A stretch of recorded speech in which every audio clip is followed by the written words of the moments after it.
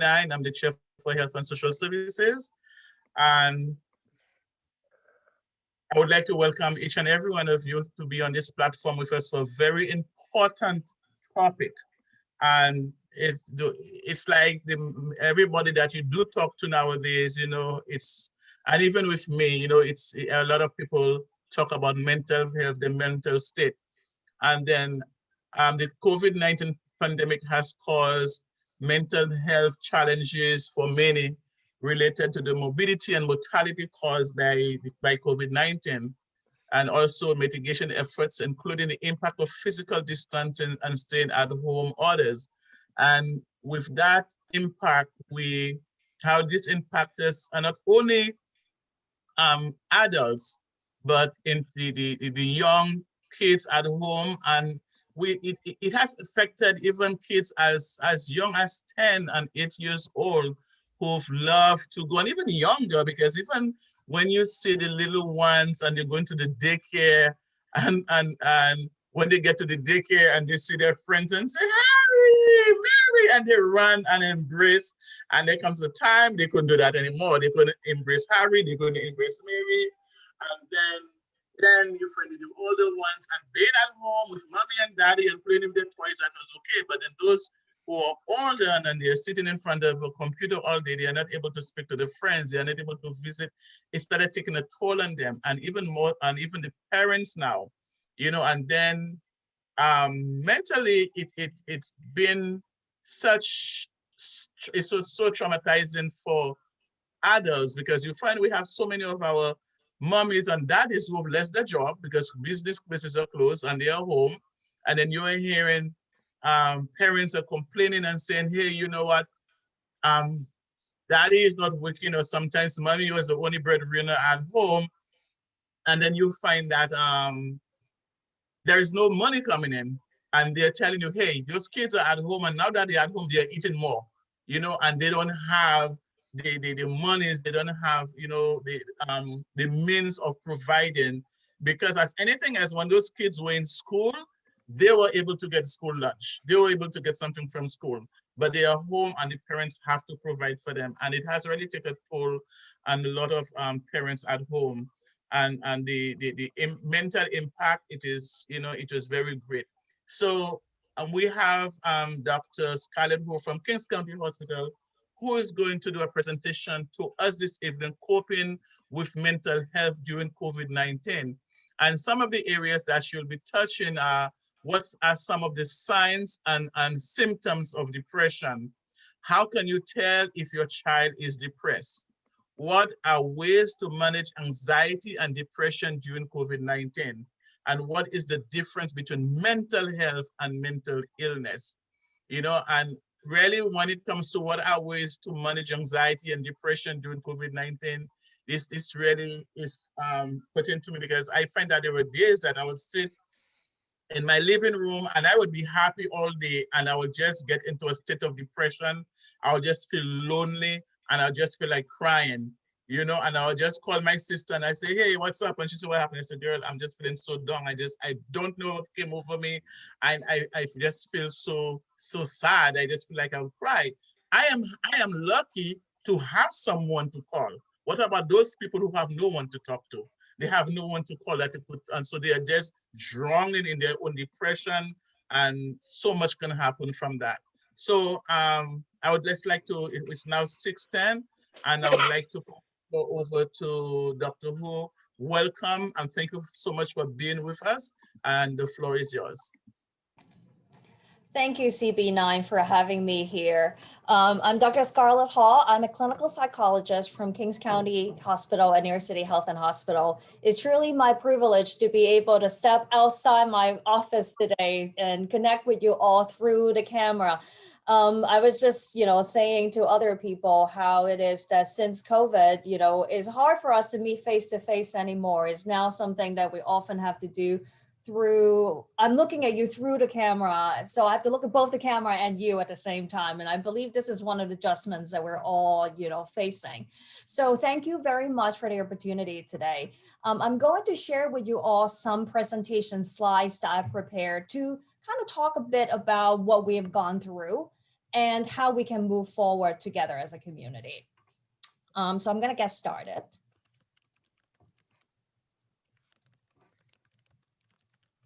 Okay. So I'm going to do share screen.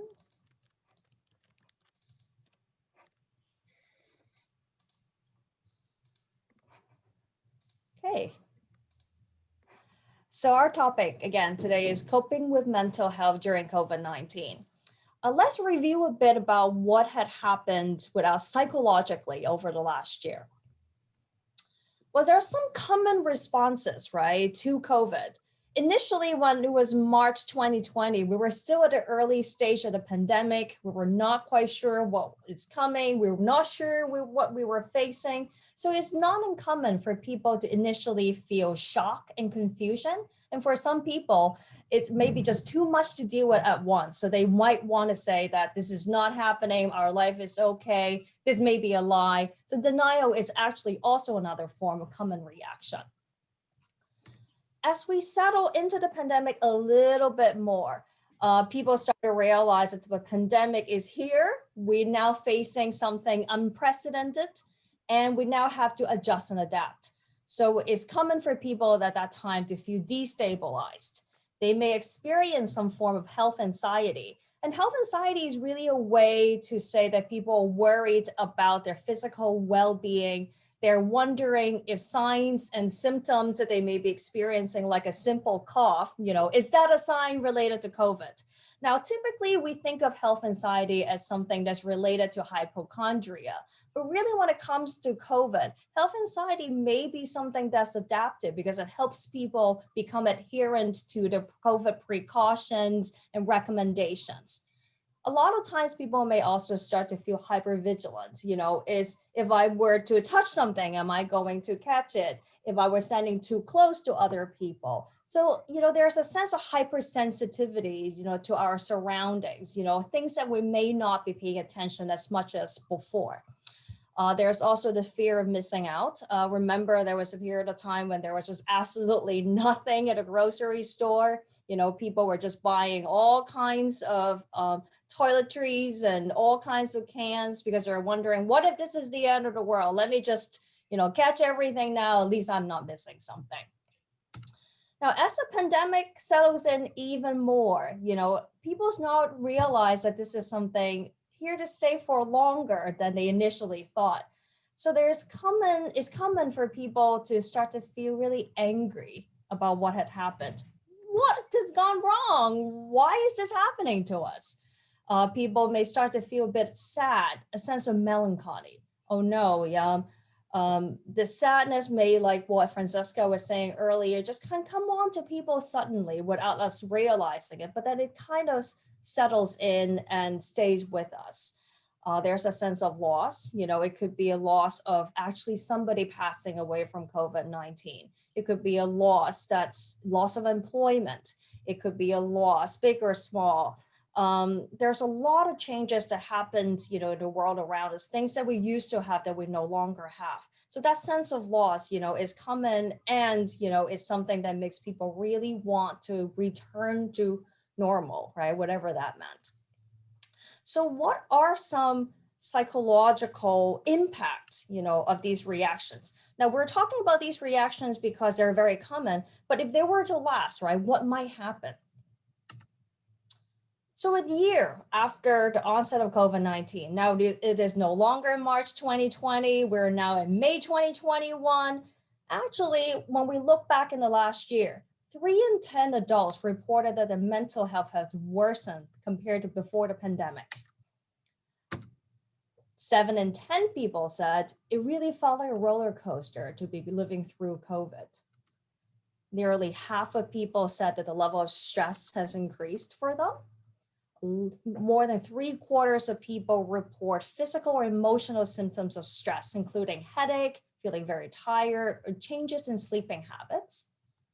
And also 1 in 4 adults reported drinking more alcohol to cope with their stress than before the pandemic. When we look over at this graph, before the pandemic started around January to June 2019, only about 11% of the general population would report symptoms of anxiety or depressive disorders. But fast forward in January 2021, about 41% of people start to report symptoms, which is a huge increase within a period of time. I mean, it's also understandable given how much we had to adjust. People also start to make trade-offs when it comes to their physical health. 47 of people, delayed or canceled their healthcare services. People have become a lot less physically active that may not even want to go out at all, or maybe the gym, or things that they used to do were just not available to them. Essential workers also really took a toll.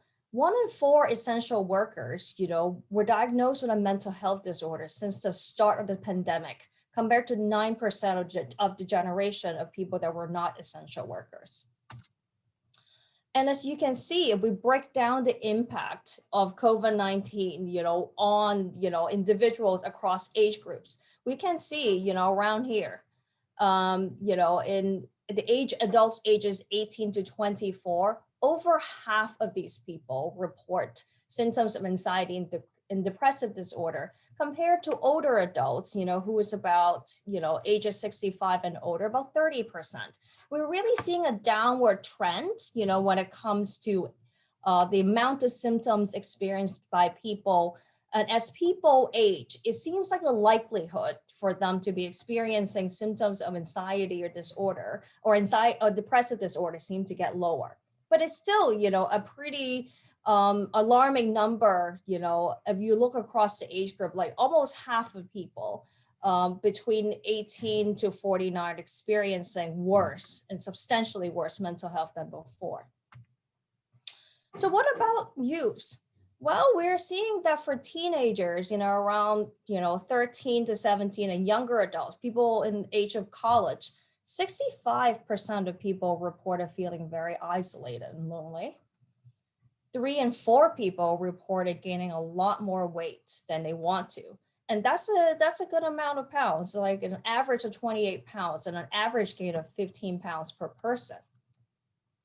25% of them reported starting or increasing substance use during this pandemic. And almost the same amount of people reported serious thoughts of suicide. Again, it's alarming. What about parents? Well, 48% of parents said the level of stress in their life has increased. But importantly, for parents with children who are at home for remote learning, they're even more likely to experience increased stress. Comparing mother to fathers, mothers are more likely than fathers to say that their mental health has worsened, but fathers are much more likely to show some behavioral and physical changes, like sleeping more or less than they used to, having unwanted weight gains, and drinking more alcohol to cope. And as you can see in here, about 75% of parents just felt like they could have used more support than what they have received. So would we say that after all that we've gone through, are people ready to get back to normal? Well, I would say America says not quite. Nearly half of the Americans said that they feel really uneasy about adjusting to in-person interactions. And almost just as many people said they just don't feel comfortable, going back to living life like they used to before the pandemic. And these two statistics, are showing that it's pretty similar between people who've had the COVID-19 vaccine compared to people who didn't. Generally speaking, regardless of whether people receive the vaccine, it seems that at least half of the population of people feel some form of uneasiness or discomfort about living life back pre-COVID. So now what? I mean, it's been over a year since the pandemic. A lot of people talk about something called the pandemic fatigue. What exactly is that? Well, what it actually means is that it's not so much about exhaustion or sense of tiredness or depletion of a mental resource, but it's really about thinking about the mental effort that we put in, in protecting ourselves against COVID. A lot of people feel fatigued, by the pandemic and the effort that's put in, mental, physical, and emotional that we put in. So people start to ask ourselves, what are we doing this? Why are we doing and why are we living the life that we used to? Is this something of value?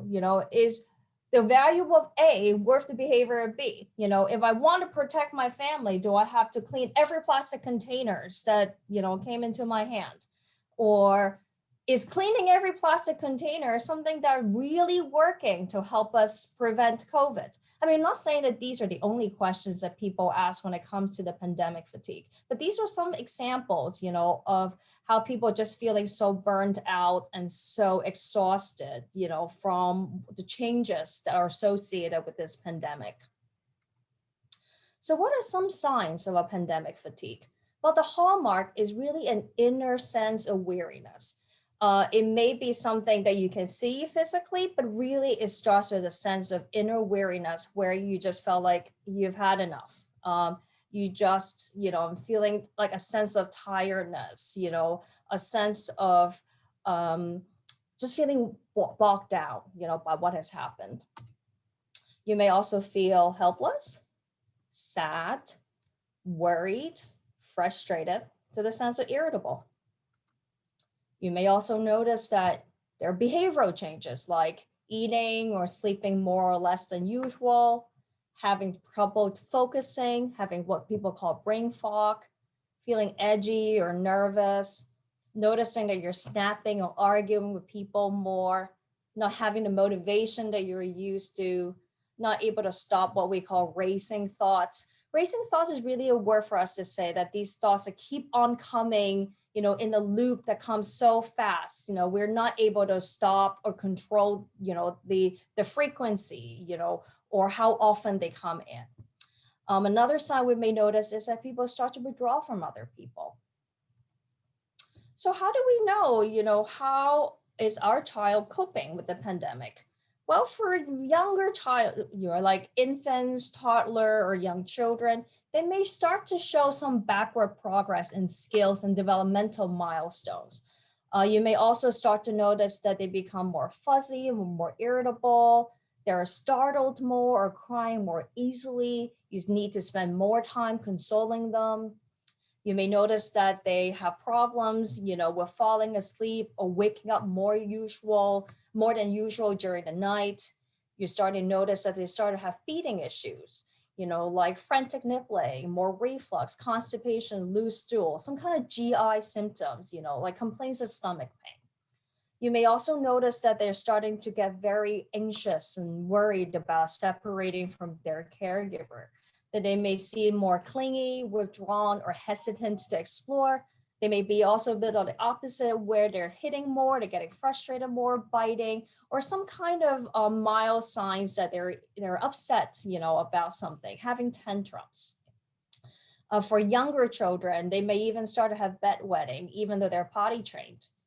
And for a lot of children, they may also start to feel like they keep needing to express a need as if this need was not met, or this need was met, but then they somehow start to have another new need that needs to be satisfied. And for some children, they may start to have more conflicts with other people, or start to express themes like death or illness, in the play or in their talk. As for teenagers, older children and adolescents, they do show more obvious signs of distress, such as changes in mood that are not usual, like irritability, hopelessness, rage, changes in behavior like stepping back from relationships, not going out as much, not really responding to other people's attempts of reaching out to them. They may start to notice that they have a loss of interest in activities that they previously enjoyed. And I really want to point out this one because this can be a sign that somebody is starting to get depressed, not just temporarily, but this could be a sign to show that somebody is developing some form of clinical depression, the loss of interest in activities that they previously enjoyed. Now, having, again, problem with sleep, problems with appetite, memory, thinking, concentration usually comes a little bit later. And again, problems with memory, thinking, and concentration are also things that can be associated to people feeling clinically depressed. Putting less interest in schoolwork or dropping out, changes in appearance, such as they just don't care so much about how they look when teenagers are typically, very, very conscious about how they may present, among their peers. And an increase in risky or reckless behavior. It may involve drugs or alcohol, or you may just notice that somehow their judgment has been a bit off. And again, having thoughts of death or suicide or talking about it are just, I would say red lights, and alarming signs. So how do caregivers, help young people build resilience? First of all, parents and caregivers, they're really important people as models, for our youngsters. If our caregivers can talk to the children about how they have dealt with their own stressful situations, there is a form of vicarious learning that our young people can learn from the people that they care for. Also, let's kids have a sense of agency. Let kids learn how to problem solve when they're a young age. Oftentimes, when children learn, how to solve low stake problems early in their life, they can feel more resilient, later in life. They can feel that they have confidence to be able to deal with setbacks later on in their life. So starting early, to start with something to help them decide, to help them problem solve without hovering over them may be a way to go. Promoting media literacy.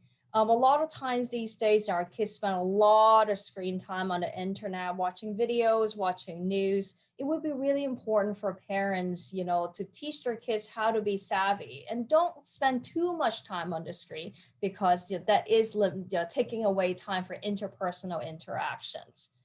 And this one about combating negative thinking.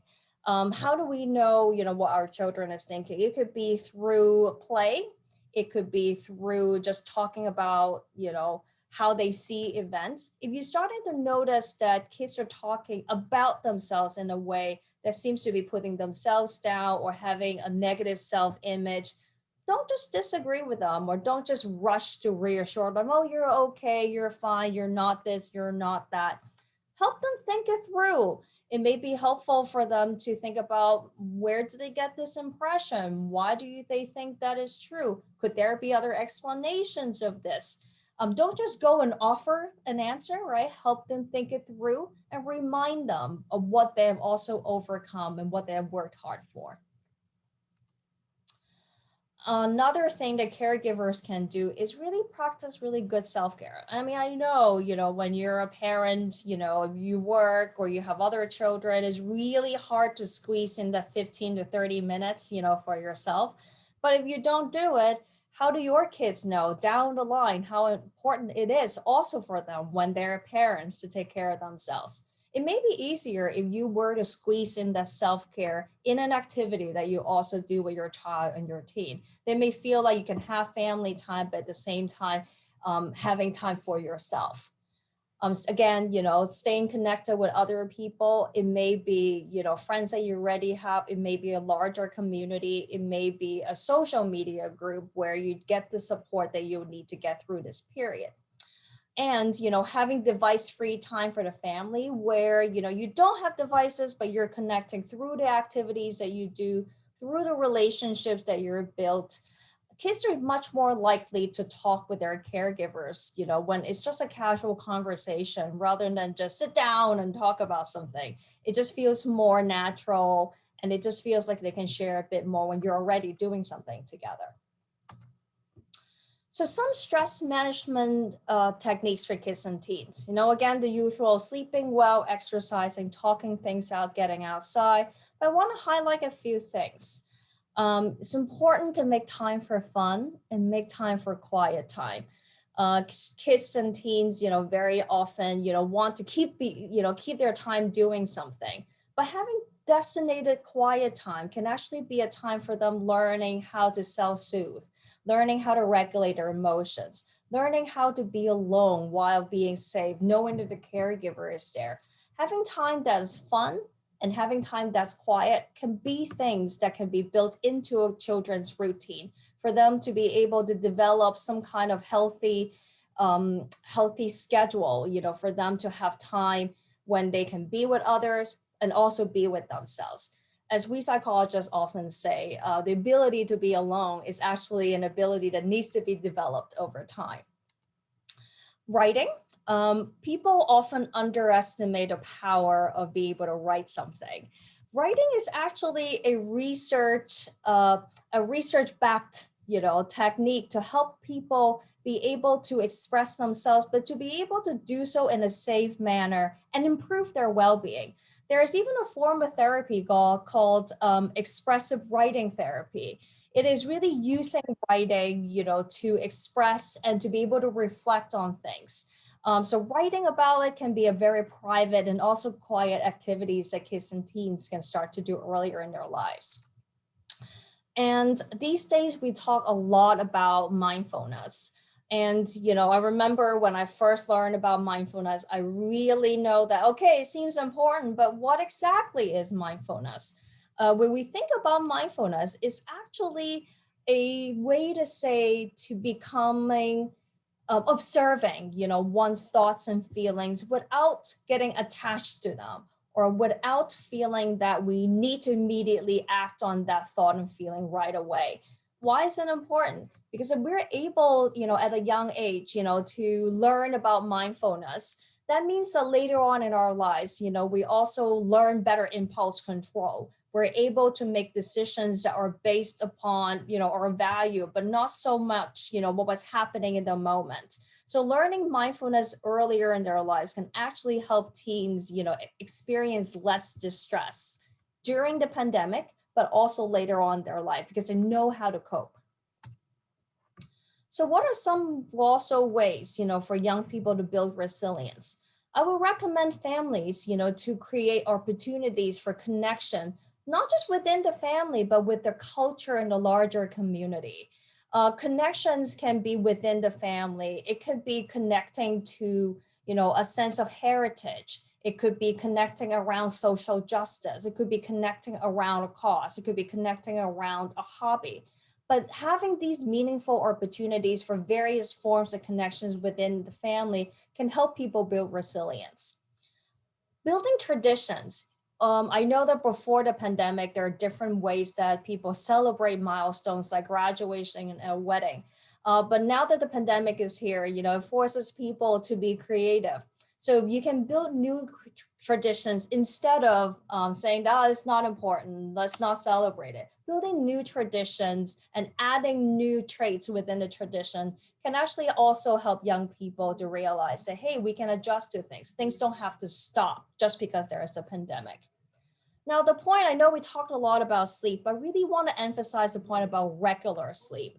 Sleep is often, as I often say to people I work with, sleep is often the first thing that goes when your mental health is not going well. So you really need to protect your sleep time and to protect yourself, from any distractions or anything, that would make your sleep quality less so.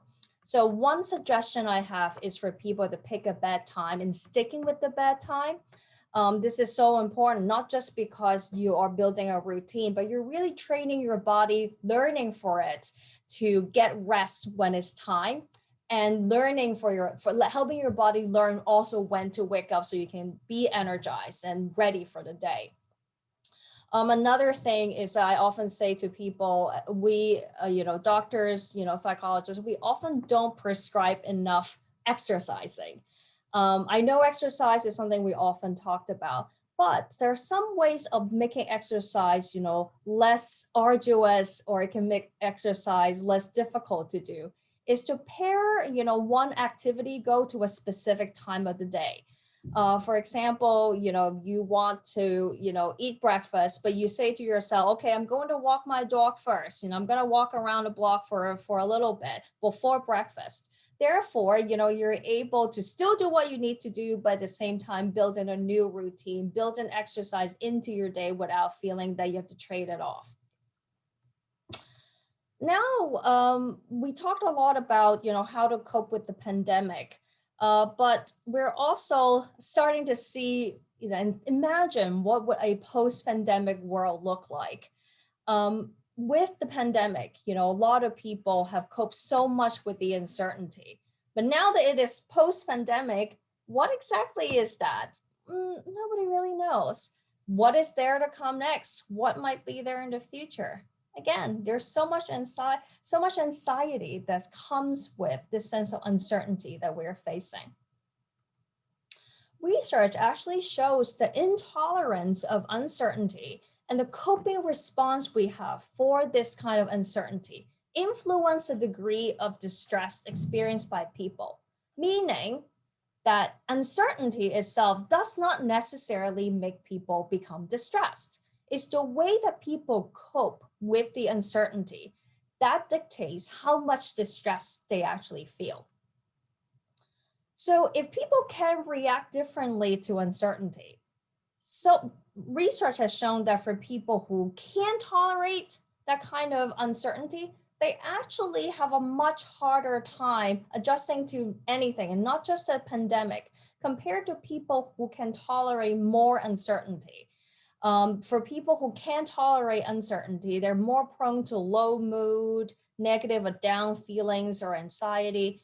I know it's not easy to cope with uncertainty, but at the same time, hey, what else can we do, right? If we don't cope with uncertainty, how do we go on with our life? Because life just keep on throwing us curveballs. So maybe one way, right, of coping with uncertainty is really to admit that, hey, uncertainty just universal. It is unavoidable. It happens to everyone. And even though for the most prepared people, uncertainty still happens. It's not anybody's fault. It's just life. Now, beware of unhealthy thinking. When people are facing something uncertain, a lot of people like to what I call filled in the blanks, meaning that when you don't know what's going to happen, a lot of people like to go and think, of course, the worst is going to happen. Or, of course, something that I'm fearful of, that's going to happen. Well, you know what? Our thinking has a lot of impact, but our thinking does not necessarily also, right, change the outcome of what may or may not be happening. Uncertainty may bring a negative outcome, but uncertainty may also bring a positive outcome. So talking, acknowledging about uncertainty actually does not make the uncertainty more uncertain. Another suggestion I have for people is to avoid dwelling on things you can't control, but control mostly the things that you can. When people think about uncertainty, they often think that, okay, there's nothing, I can do about. That's not necessarily true. For most people, who are going through life, there's always something that you can control, and there's always something that you cannot control. So if you only focus on things that you can't control, of course you're going to feel helpless. Of course you're going to feel hopeless. But if you control the things that you can and try the best, hey, I think that's really the best in trying to negotiate what we know and what we do not know. I would also encourage people, when you're uncertain, it's still very important for people to be kind to ourselves and people around us. And especially, right, when it comes to the news, please limit exposure. I know the news, gives us a lot of information that we need, but if we're watching the news 24/7, it really reminds us of what we are uncertain about. It reminds people what they're fearful of. I can't say that watching the news 24/7 is going to be good for your mental health. So here are, some actual science-based tips, that I want to share with you all, about some behavioral things that you can do to manage stress and anxiety. Let me know if you can see this. Can you also? Yes. Great. Yes.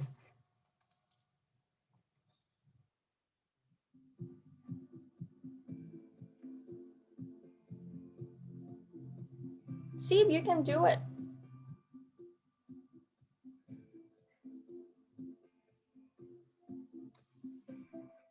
Just a Okay. simple breathing exercise.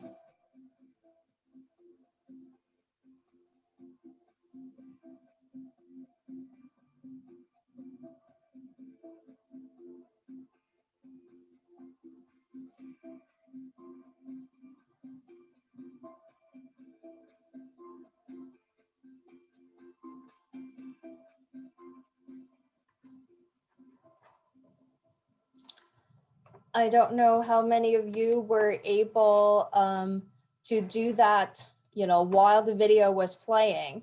But, it's just a simple breathing technique. Breathing in slowly in for, breathe in, 2, 3, 4, hold it for 2, 3, 4, and then breathing out of 2, 3, 4, 5, 6. It's actually really helping our nervous system know that we are okay. If you repeat 10 times, that's really great. But I would say if you can just take that few seconds to be able to do this kind of breathing, it really helps. And one tip I have when it comes to breathing is that if you can breathe in slowly through your nose, but then breathing out only through your mouth, that is a different compared to just breathing in and out through your nose. Another tip I have for folks is, how do we control racing thoughts, especially when we're anxious, when we're stressed? Our thoughts keep on coming and coming and coming. It feels like, we can't, turn off our mind because the thoughts, are just there to bother us. So this is one technique, about how to interrupt these racing thoughts. And then it helps our mind focus back on the things that we want to focus back on.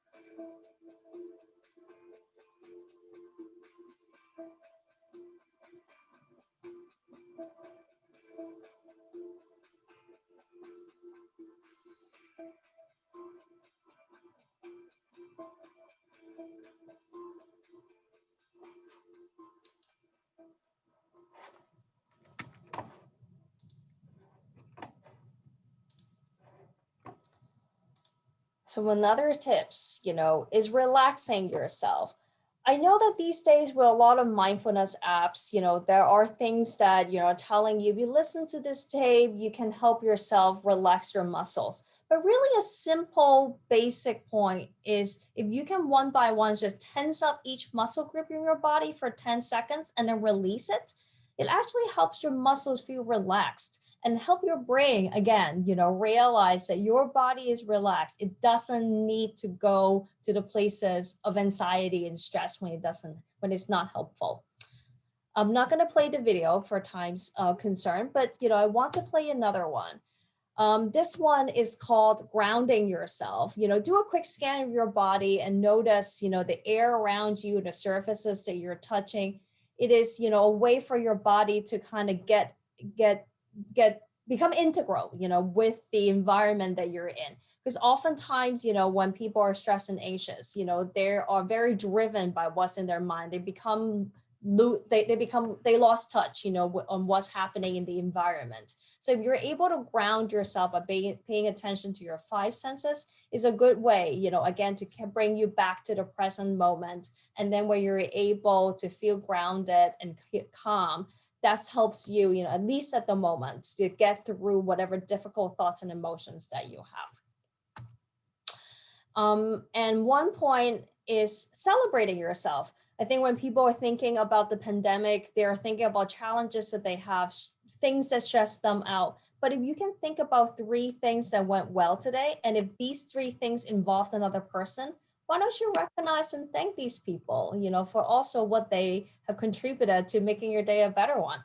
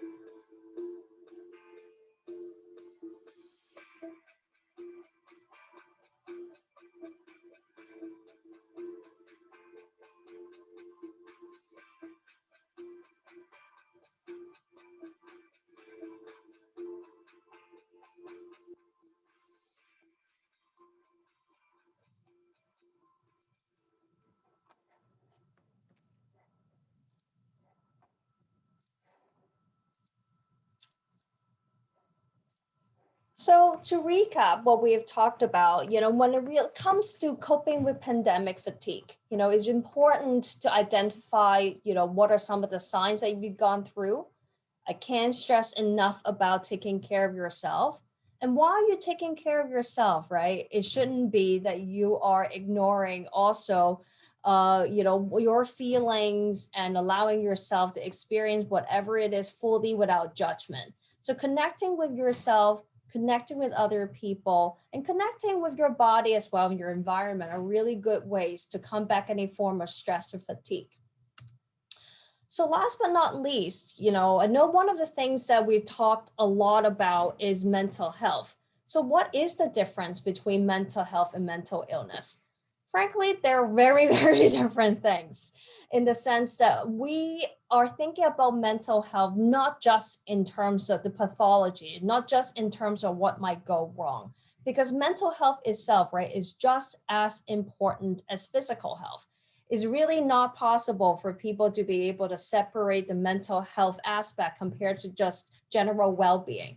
So when it comes to the difference between mental health and mental illness, mental health is just a general sense of well-being that involves our emotional, psychological, and social wellness. But when it comes to mental illness, we're talking about specific disorders. A lot of times when people think about mental illness, they just thought that once a person has a mental illness, it means that this mental illness will stay with them forever. This person is what it seems to be quote unquote crazy, and this person is debilitated and won't be able to function. That's actually not true. For between mental health and mental illness, it's actually much more accurate to think about it as a continuum. There are people who can have a mental illness, but actually have very good mental health. Why? Because mental illness is not something that will stay for people forever if people are learning how to manage it. People can have a mental illness, but can have this mental illness under control, or can have this mental illness to be in what we call remission, meaning that this person no longer have the symptoms of mental illness. So when we think about mental health and mental illness, right, think about in terms of continuum. Of one end is mental health. And when things get really, really bad to the point where you're not able to function and do what you need to do, that's when mental illness really comes in. And mental illness is actually really, really weird thing. For severe mental illnesses like schizophrenia, bipolar disorder, we're really talking about 1% of the population. So when we're thinking about mental health, right, it's important for us to think about what is the 99%, right? And yes, the 1% can happen, but then again, with the 1%, recovery is also possible. So most people, when I think to mental health and mental illness, fall somewhere in the middle. It is something that you have to take care of. It is not something that gets better by itself if it's not going well. It is something that can change. Some things can help people. Some things don't, make us feel worse. But at the same time, if we take care of physical health, then we also have to take care of mental health. And put it in Michelle Obama's words, right? She said, sadly, too often, the stigma around mental health prevents people who need help from seeking it. But that simply does not make any sense. Whether an illness affects your heart, your arm, or your brain, it's still an illness. There shouldn't be any distinction. We should make it clear that getting help isn't a sign of weakness, it's a sign of strength, and we should ensure that people can get the treatment that they need. With that, want to remind you all, your action today makes a big difference. Again, you take care of your physical well-being. Why not your psychological well-being? Why separate the mental from the physical? It's really one big thing. So don't take your mental health for granted. Take action today. Live the life that you want and take care of yourself. That's it for my presentation. Thank you. Any questions? So we have 5 minutes because we have another meeting starting at 7. So we have 5 minutes for questions. And I know there was one person. Let me see if she's online. Oh, yeah, she's there. Rashida is there. Rashida, I'll let you go first, and then anyone else who has something to say. We have 5 minutes or 5 to 7. Yeah, go ahead. Oh, hi, everybody. Thank you so much for this presentation, Scarlett. I got here a little late, but mental health is one of my favorite topics to talk about. I have my MSW from Silberman School of Social Work, and in researching mental health benefits and exercise science, one of the biggest things that contribute to better mental wellness is physical fitness, as a lot of people know. And so I'm also program manager for the Phoenix, New York City, which is a sober active recovery movement. And so we use a lot of fitness and exercise techniques to help people cope with stress, especially now during the pandemic, and getting people together, just to enjoy other people who may be managing the same types of stress as them. So getting people into movement and fitness is one of our goals at the Phoenix. And we found that people who get together with other in groups and do it is even better. So, and it's worked for me in my personal life. That's why I'm so committed to bringing and raising awareness for mental health, especially in certain marginalized communities. It's a big stigma. So the more we talk about it, the more it breaks the stigma, and people can come together more. So I'm so happy that I was here to hear some of this presentation, and I hope that there's some things we can do to work together in the future to bring more awareness and bring people together through movement and taking care of their mental health physically. Thank you. Thank you. Anyone else have a question?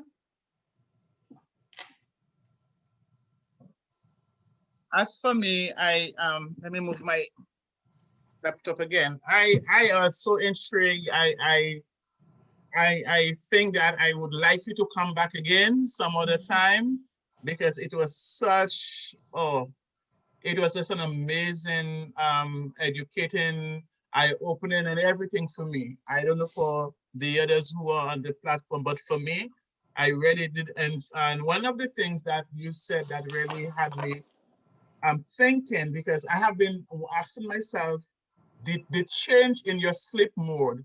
And I kept asking myself, I'm taking, my sister said, aren't you taking your vitamins? I said, yes, I'm taking my vitamins. I'm like, why am I always so tired? Why am I so sleepy all the time? And my sleep modes, I'm telling you, there were times that I would lay down on my bed and I would be wide awake until 2, 3 o'clock in the morning, and I can't sleep. And just the time when it's time to wake, that's the time my body just fall into that sleep. And that's when I went to, that's when I went to sleep, and then I was just wondering, I said, why is that? And I would watch all the TV, I would read, I would play games, I would do everything. And I would just can't fall asleep, and they were telling me, and I would get up and I would be tired, and I asked myself, why am I so tired? Because I thought I was sick. I went to the doctor and everything was fine. I did blood works and everything was fine. But now just listening to you, and I know subconsciously, how everything has taken a toll on our bodies. And I mean, we became like cavemen in our homes, not going outside and socializing and walking. And I know I have to do some more walking. So I so thank you for this presentation. It was so eye-opening for me. And I know that I do need more people to hear. It was just so simple that everybody could understand. And I'm so thankful that you took the time, to be here with us, to be here with us. Maybe, I don't know, what may be something, that you were thinking about next, but I would say that, when it comes to sleep, just like when we're thinking of our physical body, we think about our grooming or our hygiene. There's something called sleep hygiene, I don't know if you're aware of. It is something that says, when we prepare our body for sleep, we're also preparing our mind, to put aside what has happened during the day, to let it rest. So sleep is a physical issue, but at the same time, it is also a psychological phenomenon where we're able to rest and be able to say there are some things that we put behind. This is what we're focusing on right now, which is just sleep, and then letting the anxiety about not sleeping not affect us, right? But to be able to settle into our body, let our mind be connected with our body. I think that there are a lot of apps, but at the same time, a lot of exercises that helps people, be connecting to their breathing, connecting to how their body is resting on the mattress, allowing our mind to say, you know what, I'm going to put whatever that needs to do for the next day, because today is over. We don't need to do this anymore. So there are different ways, that we can train our mind and train our body into being ready, for that nice rest that we very much need.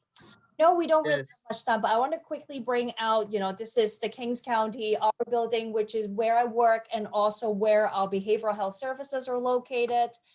We have, walk-in clinics, of course, psychiatric emergency rooms, but we really are a full service hospital that we offer services to child, adolescents, up until, adults and older adults. When we talk about mental health, we're not just thinking about, anxiety and depression. As we mentioned, people drink a lot more during the pandemic. We also have substance use disorder treatment for people who may be struggling with that kind of issue.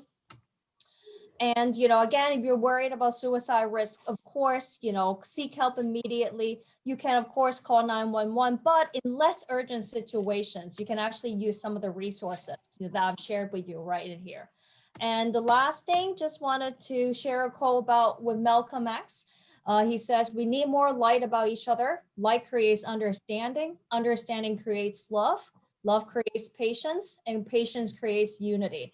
When it comes to mental health and the world that we're in, unity is what we really need. So thank you again very much, for having me be here today.